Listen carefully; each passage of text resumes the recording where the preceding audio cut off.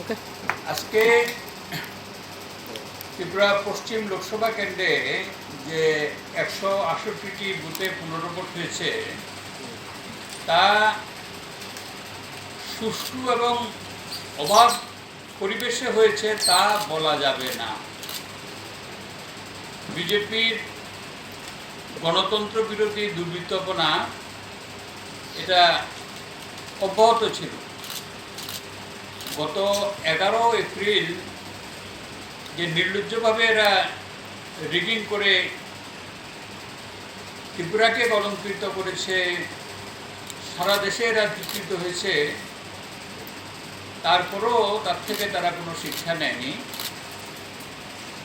তারা আজকেও এই যে পুনর্ভোট সেখানেও এই দুর্বৃত্তপনা করেছে। সন্ত্রাসের আবহের মধ্যেই আজকে এই পুনর্ভোট হয়েছে। যেদিন নির্বাচন কমিশন এই 168টা বুথে পুনর্ভোট ঘোষণা করলো সেদিন থেকে তারা বিজেপির দুর্বৃত্তরা সন্ত্রাস চালিয়ে আসছে।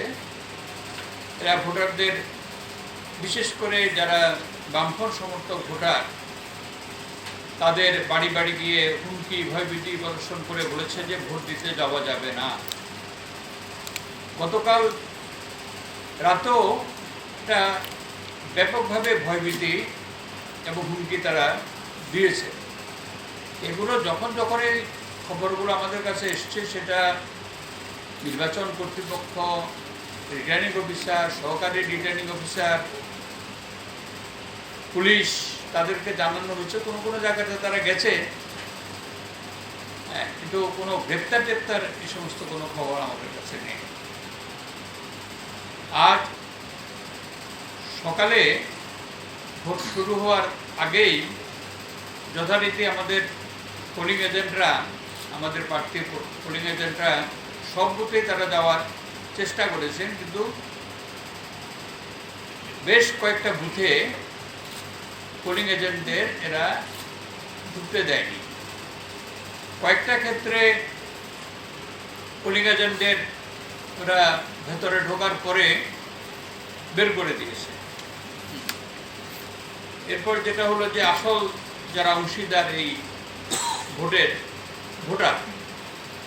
ভোটারদেরকে বিভিন্ন বুথে তারা আটকানোর চেষ্টা করেছে। বেশ কয়েকটা 168টা তো হয়ে গেছে। এগুলো বাদ দিয়ে বাকিগুলোতে পুনর্ভোটের দাবি আমাদের বহাল আমরা রাখছি। কারণ 11 তারিখ আমরা তো বলেছি যে 50%-এর মতো ভোটার, বৈধ ভোটার, তারা ভোট দিতে পারেননি। তো সুতরাং আমরা তো জানেন না, আমরা আমাদের প্রার্থী শঙ্কর প্রসাদ দত্ত, তিনি সুপ্রিম কোর্টে রিট পিটিশন করেছেন। এখনও সেটা শুনানির জন্য ওঠেনি। যখন উঠবে তখন নিশ্চয়ই আমাদের বক্তব্য সেখানে জানানো হবে। এখন নির্বাচন, আজকে যে পুনর্ভোট এটা হয়ে যাওয়ার পরেও কিছু কিছু জায়গাতে থ্রেট আছে।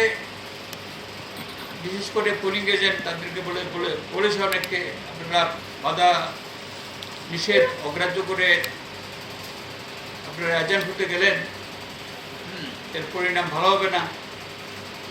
তো এই সমস্ত ক্ষেত্রে আমরা নির্বাচন কর্তৃপক্ষ এবং পুলিশ কর্তৃপক্ষের দৃষ্টি আমরা আকর্ষণ করছি, যাতে তাদের নিরাপত্তার ব্যবস্থা করা হয়। যারা পোলিং এজেন্ট ছিলেন আটকেও দিয়েছে, এবং বিশেষ করে ধর্মীয় সংখ্যালঘু অধ্যুষিত যে বুথগুলো আছে সেখানে এই ঘটনাটা বেশি। অনেকেই ভোটাররা তাদের অধিকার প্রয়োগ করার জন্য নিরাপত্তা বাহিনী, সেক্টর অবজারভার তাদের সাহায্য চেয়েছেন। তো সেখানে সাহায্য পাওয়া গেছে। তারা ভোটারদেরকে বুথে আসতে সাহায্য করেছেন, কিন্তু তারপরেও 10 থেকে 15% ভোটার তারা এই ভয়ভীতির মুখে, যেখানে একদম কনস্ট্যান্ট থ্রেট, তারা ভোট দিতে যেতে পারেননি। সেটা যে নির্বাচন কর্তৃপক্ষ যে হিসেব দিয়েছে তার থেকে এটা প্রমাণ যে এটা 10 to 15% এটা এর থেকে কম। এমনিতে বুথের ভেতরে ওয়েব ক্যাম ছিল, বাইরেও ছিল, নিরাপত্তা বাহিনীও মোতায়েন ছিল।